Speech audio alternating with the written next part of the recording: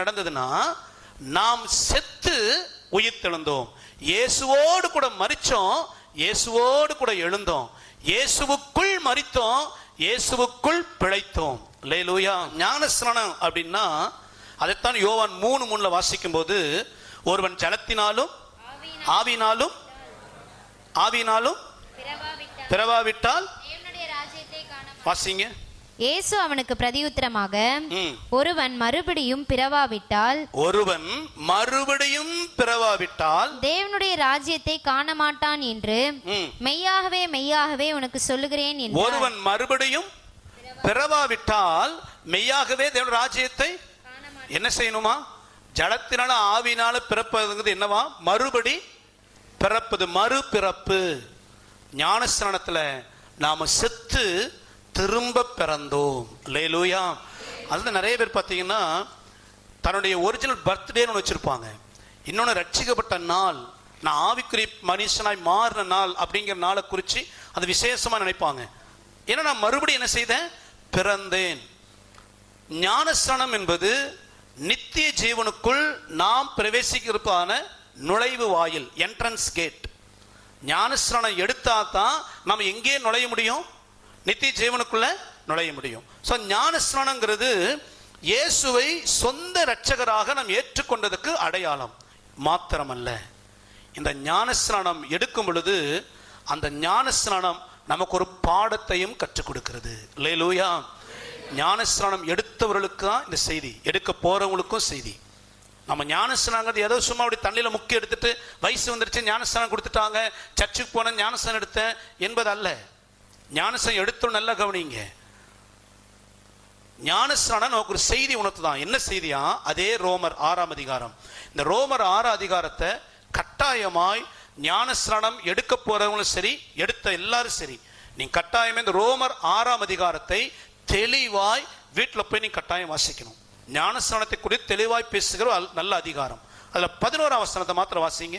அப்படியே நீங்களும் உங்களை பாவத்திற்கு மரித்தவர்களாகவும் நம்முடைய கர்த்தராகிய இயேசு கிறிஸ்துவுக்குள் தேவனுக்கென்று பிழைத்திருக்கிறவர்களாகவும் எண்ணிக்கொள்ளுங்கள். அப்படின்னா நாம யார்? ஞானஸ்நானம் எடுக்கும் பொழுது இயேசுவோடு மரிச்சோம், இயேசுவோடு பிழைச்சோம். அந்த மரிப்பதும் பிழைப்பதும் அன்னைக்கே முடிஞ்சிடல. ஞானஸ்நானம் எடுத்த பின்பும் நாம் ஒவ்வொருவரும் நம்மை குறித்து என்ன எண்ணிக்கொள்ளணுமா? இந்த எண்ணிக்கொள்ளுதல் அப்படிங்கிறது கணக்கில் வைத்துக்கொள் அப்படிங்கிற அர்த்தத்துல தான் ஆங்கிலத்தில் மொழிபெயர்க்கப்பட்டிருக்கும். அதாவது நான் யார் அப்படின்னா, நான் பாவத்துக்கு மரித்து நீதிக்கு பிழைத்திருக்கிறவனாக வாழும்படி தேவனால தெரிந்து கொள்ளப்பட்டவன். அல்லேலூயா. நான் எதற்கு மரித்து?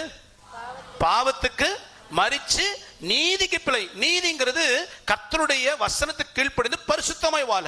அப்ப ஞானஸ்நானம் எதை நமக்கு உணர்த்துதுன்னா, ஒரு நாள் நான் மரிச்சு பிழைக்கல, கிறிஸ்தவ ஜீவனை செத்து பிழைப்பதுன்னு சொன்னேன். இது ஒரு நாள் இல்ல, தினந்தோறும் நாம் செத்து பிழைக்கிறவர்களாய் வாழணுமா?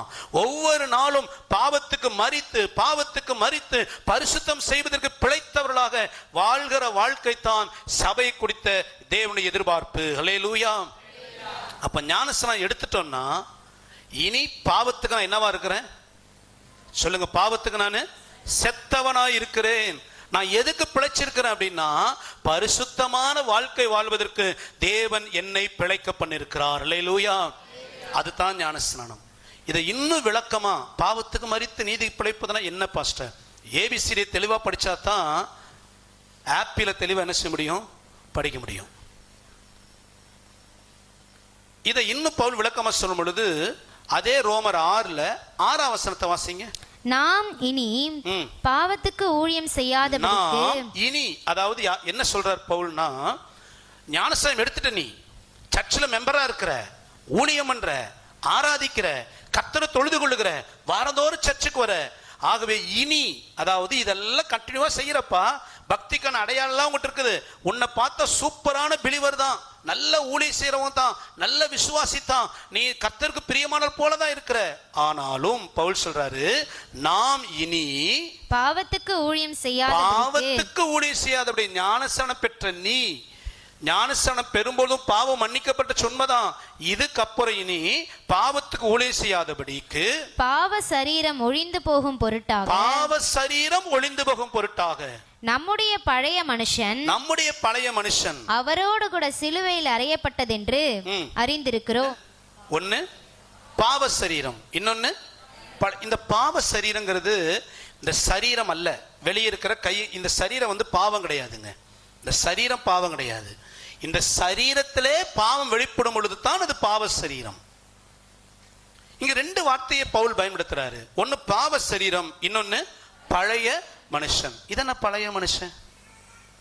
சில பேர் சொல்லுவாங்க பாத்துறீங்களா, நான்லாம் முன்ன மாதிரி இருந்தேன்னு ஒரு பையன் பேச முடியுமா சொல்றாங்களா இல்லைங்களா? ஏன் நாமே சொல்லியிருக்கிறோம் நிறைய நேரங்கள்ல. நான் மட்டும் பழைய கோபக்காரனா இருந்திருந்தேன், நான் மட்டும் பழைய ஆளா இருந்தேன். அப்போ எல்லாருக்கும் ஒரு பழைய ஹிஸ்டரி ஒன்று இருக்குது இல்ல. நல்லா முன்ன மாதிரி இல்லை பாஸ்டர், நான் முன்ன மாதிரி இருந்தேன்னா நான் வேற விதத்தில் நடந்திருப்பேன். நிறைய பேர் சொல்றோம். அப்போ எல்லாருக்கும் ஒரு பழைய ஹிஸ்டரின்னு ஒன்று இருக்குது. இந்த பழைய மனுஷன் ரெண்டு காரியத்தை குறிக்கிறது. ஒன்று, ரட்சிக்கப்படுவதற்கு முன்பு நாம் வாழ்ந்த பழைய வாழ்க்கை. இந்த பழைய மனுஷன் நம்ம ஞானஸ்நானம் எடுக்கும்போது என்ன ஆகிறானா, நம்முடைய பழைய மனுஷன் எங்க அறையப்பட்டுட்டானா? நீங்க எப்ப தொட்டில உங்களை ஊழியக்காரன் முக்குனாரோ அப்பவே உங்களுடைய பழைய மனுஷன் எங்க அறையப்பட்டுட்டான்? சிலுவையில் அறையப்பட்டவன் செத்துட்டான்னு அர்த்தம்.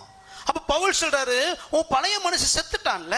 நீ ரட்சிக்கப்படுறதுக்கு முன்பு நீ செய்த விக்கிரக வழிபாடு, ரட்சிக்கப்படும் முன்பு நீ உனக்குள்ள தவறான பாவ பழக்கம், ரட்சிக்கப்படுவதற்கு முன்பு உங்கள்கிட்ட இருந்த பொல்லாத சுவாபம், இதெல்லாம் பழைய மனுஷன். இது எல்லாமே சிலுவையில அறையப்பட்டுச்சு, செத்தாச்சுல்ல. ஆனா ஞானஸ்நானம் எடுத்து இத்தனை வருஷம் கழிச்சோம் உன் பழைய வாழ்க்கை திரும்பி வருதே, விக்கிரக வழிபாடு வருதே, அதே பொல்லாத சுவாபம் வெளிப்படுதே, அதே கெட்ட பழக்கம் இன்னும் ரட்சிப்பின் முன்பு என்ன செய்தியோ அதை நீ தொடர்கதையை கொண்டு வரியே. அப்ப பவுல் கேட்கிறாரு, நீ சிலுவையில் அறையப்பட்டங்கிறத மறந்துட்டியே. ஆகவேதான் தீமோத்தேயுக்கு சொல்றாரு, நீ எச்சரித்து புத்தி சொல், வீண் வாக்குவாதம் பண்ணி வீண் சிந்தனையில வாழ்றாங்க.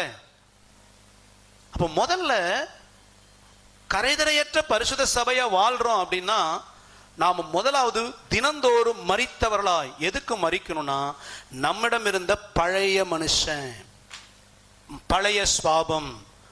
ஆகவே 2 கொரிந்தியர் 5:17 வாசிக்கும் பொழுது, ஒருவன் கிறிஸ்துவுக்குள் இருந்தால் புது சிருஷ்டியா இருக்கிறான், பழையவைகள் ஒளிந்து போயின, எல்லாம் எங்க ரட்சிக்கப்படுறது முன்பும் மொடவாதக்காரனா இருந்து ரட்சிக்கப்பட்டது பின்பு அதே மொரட்டுவாதம், அதே பொல்லாத சுபாவம்.